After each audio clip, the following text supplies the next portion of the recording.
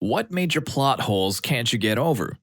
How the older Professor X in the first three movies, plus X-Men Origins Wolverine, was played by Patrick Stewart, standing up versus in a wheelchair, while the younger Professor X in X-Men First Class, played by James McAvey, ends up in a wheelchair after Magneto accidentally shoots him. Then there's the everlasting age of Jubilee. Jubilee is supposed to be younger than Rogue, but in the first three X-Men movies, she, Rogue, Iceman, and Pyro are all the same age, except in X-Men Apocalypse when she's apparently the same age as Cyclops, Nightcrawler, and Phoenix, which is even worse. Not to mention the fact that neither Phoenix nor Cyclops had met Nightcrawler until X-Men 2, when they were all in their 30s, versus meeting them in their teens in X-Men Apocalypse.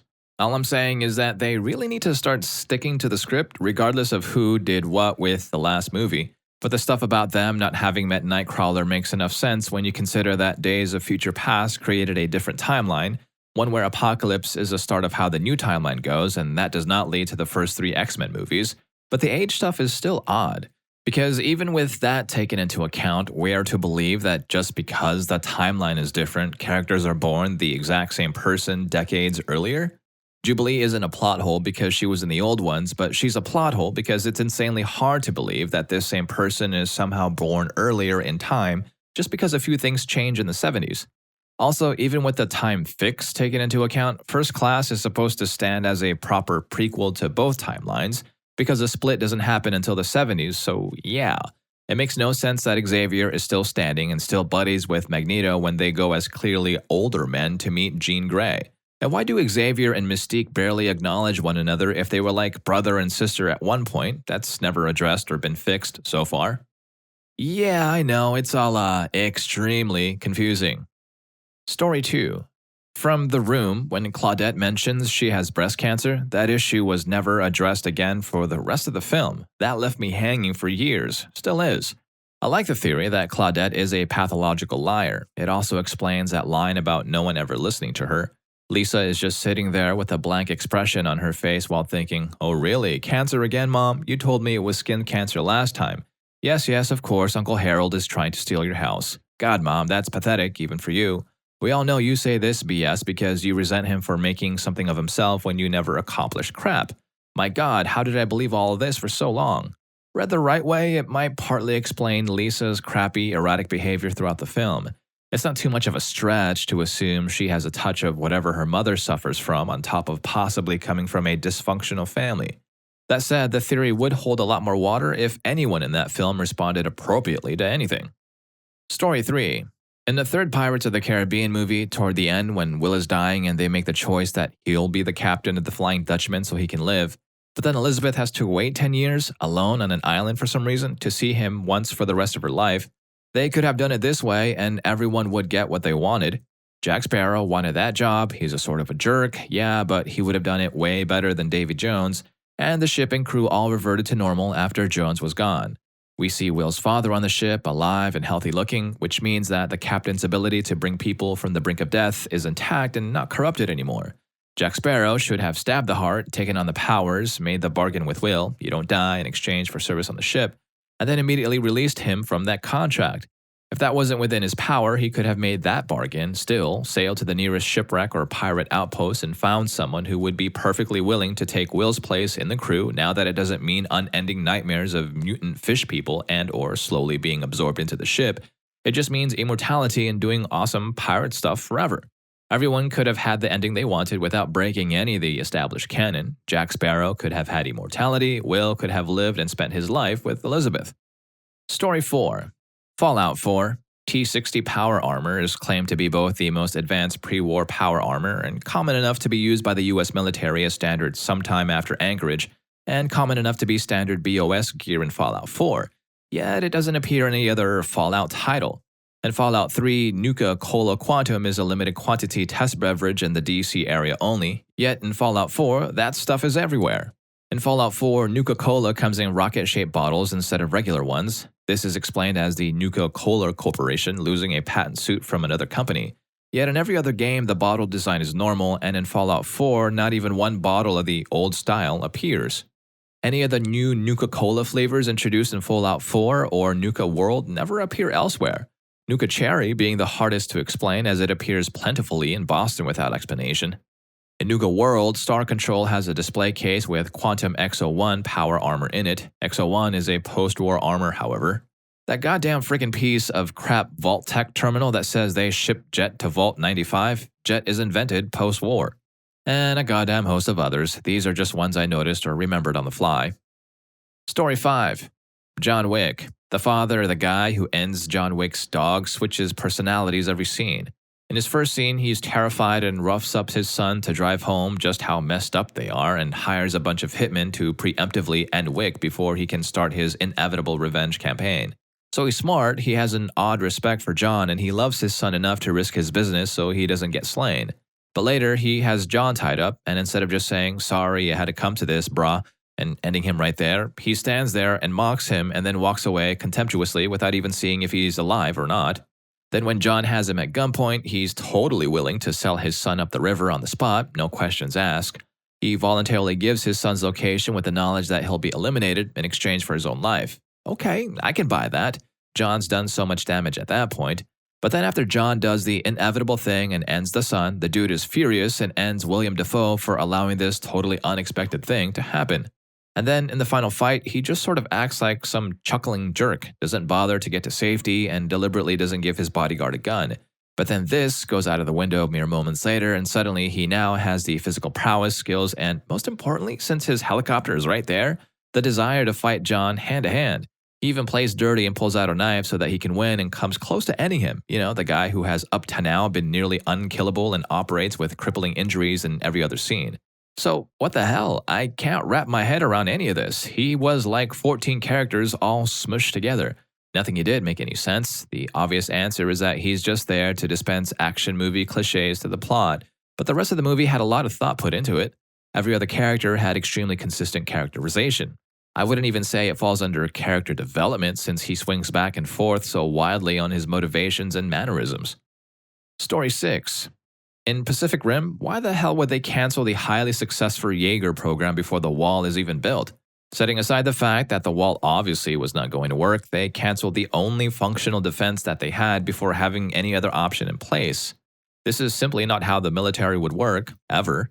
Preparation for the unexpected and sticking with what's working are the main mantras of armies around the world.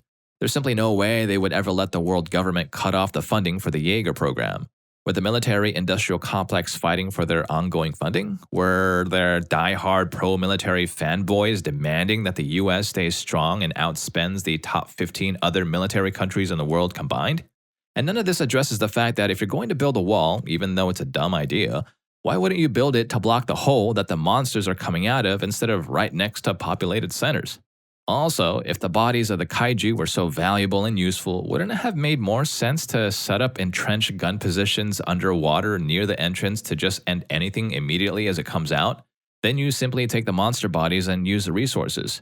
They could have a seemingly unending resource and all they need to do is set up a kill box around a portal that they know exactly where it is.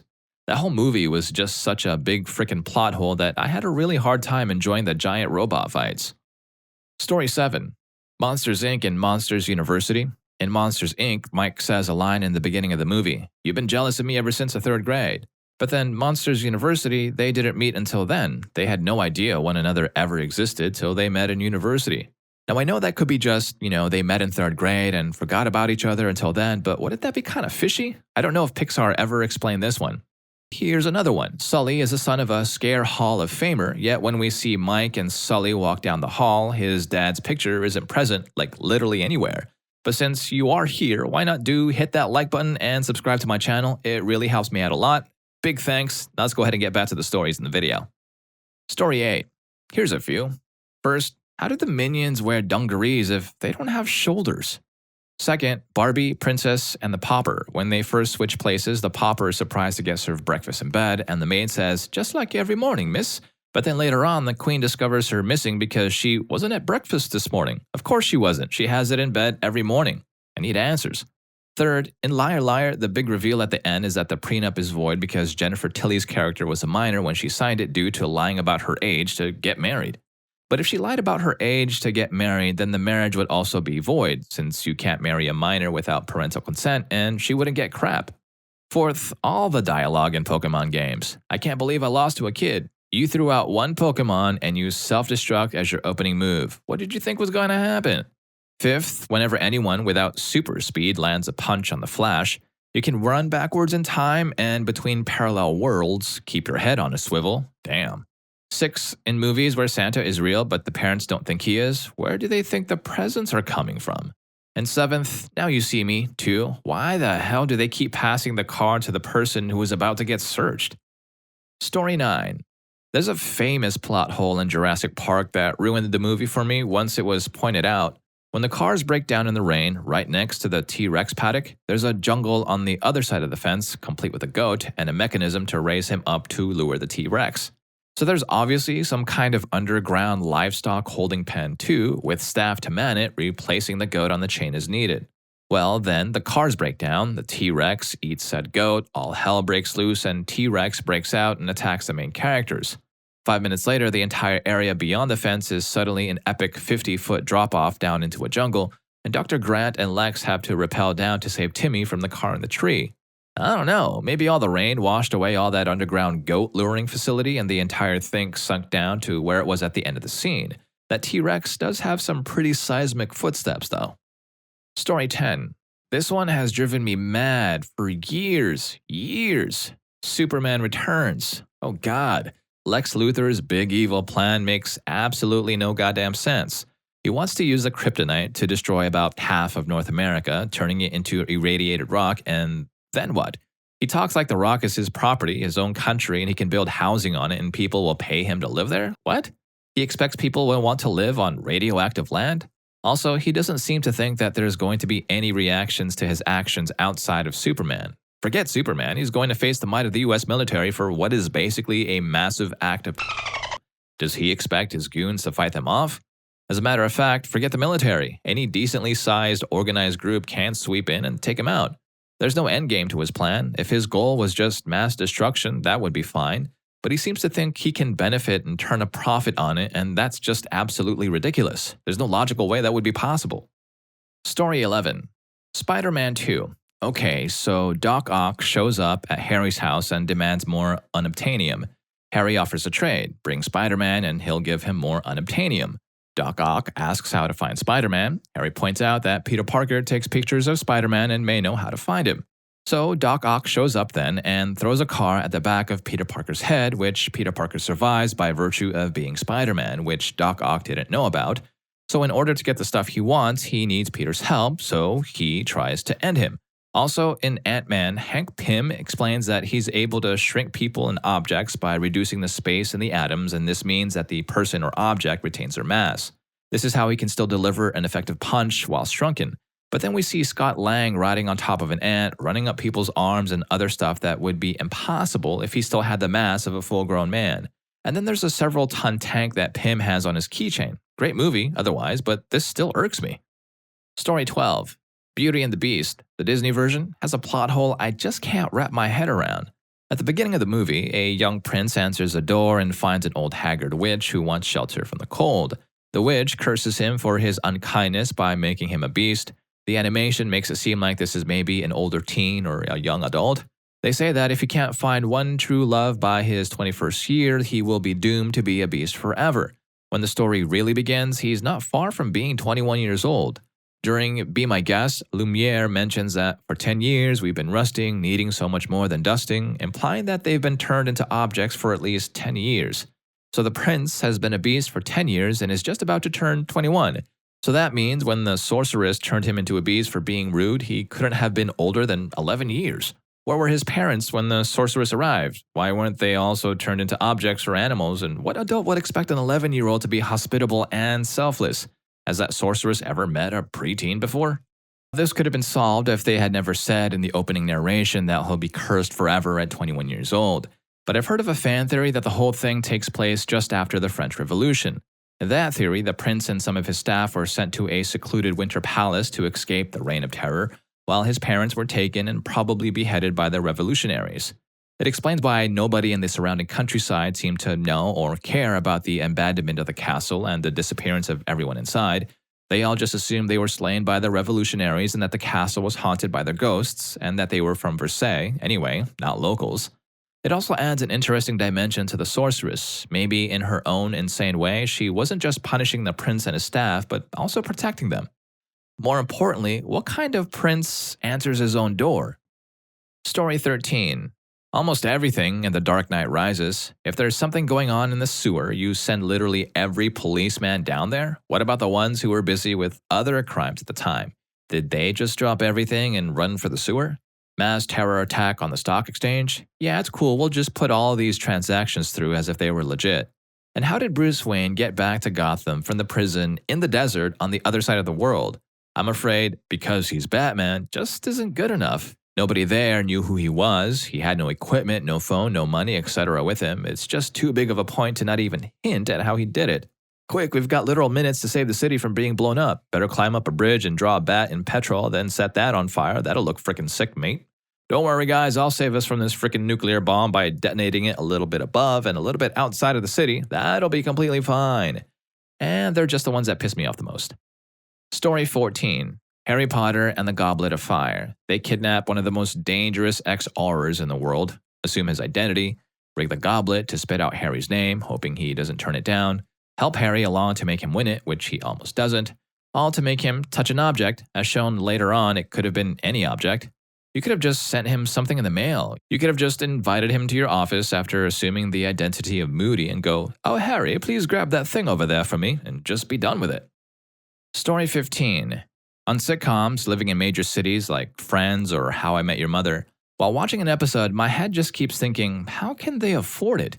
Even if they have an explanation for how they can afford the rent, how can they even go out for dinners and drinks every episode? Are they freaking millionaires and they have no idea? Just got to add that I meant mostly regarding lifestyle expenses, eating, drinks, fun, transportation, all the groceries, particularly Monica, and even all the big weddings. Not as much regarding rent, as they always come with some explanation for that, even though they all start as unemployed or low wage, eventually progressing with time. Films are also very misrepresentative of this, even if they don't go out necessarily every day, but assuming the amount of times they do go, maybe I'm exaggerating, didn't do the math, they would be 40 or 50 by the end of the show if they go for drinks once a week. Story 16. In The Lord of the Rings, Gollum throws the lambast bread off the cliff and frames Sam for eating it. Frodo believes Gollum and makes Sam head back home. Sam manages to climb back down the cliff where he finds the missing lembas. Seeing that he was framed, Sam rushes back to save Frodo. WTF, Sam, you know you didn't eat the bread. Hello, why did seeing the bread motivate him to return to Frodo? Aha! I knew I didn't eat it. Story 17. The entirety of Twilight. Why didn't the Cullens sparkle during the day? Clouds don't equal the sun ceasing to exist. Why did Jasper go so crazy when Bella got a paper cut in the second book? He goes to a school filled with humans who are filled with blood. And why did Edward try to end himself when all he had to do was make a quick trip back to Forks to see if she was actually alive or not? Why would Edward leave her for her own safety when he knew about the werewolves, which he was even more worried about? How does Bella get pregnant? According to the book, vampire bodies are frozen in time, but apparently not when it's baby-making time. The list goes on. I hope you enjoyed the video and all the plot holes in it, and if you made it this far, I'm sure you're also going to enjoy what movie had a happy ending until you consider what happens next. Story 4 might surprise you. I'll see you in that video, and thank you for watching this one.